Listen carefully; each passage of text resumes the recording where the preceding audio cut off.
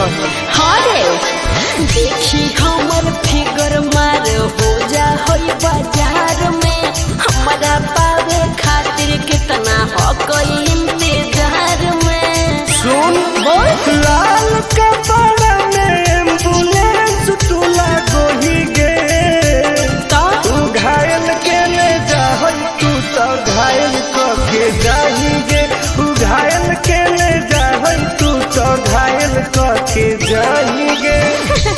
अरे बाप रे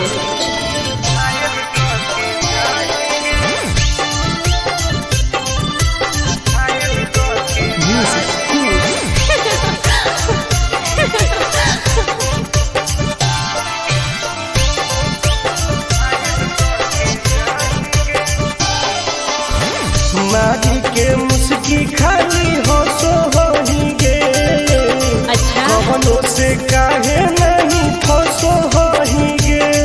आगे बोल लगे हे तू उठवा के लहरी जाना लेवा हो कोई रे गलिया मिठाई वाला लेवा हो कोई रे बुझले।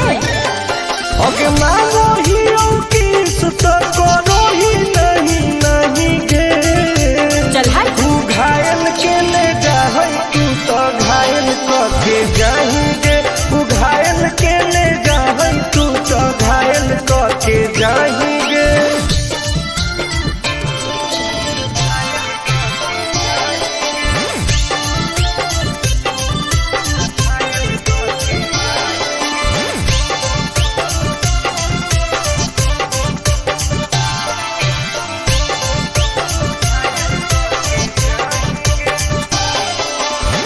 कर ले एडमिट अपना दिल के अस्पताल में ना जब ले खुआर होही तब ले फिलहाल में प्लीज कौन लगे ना रे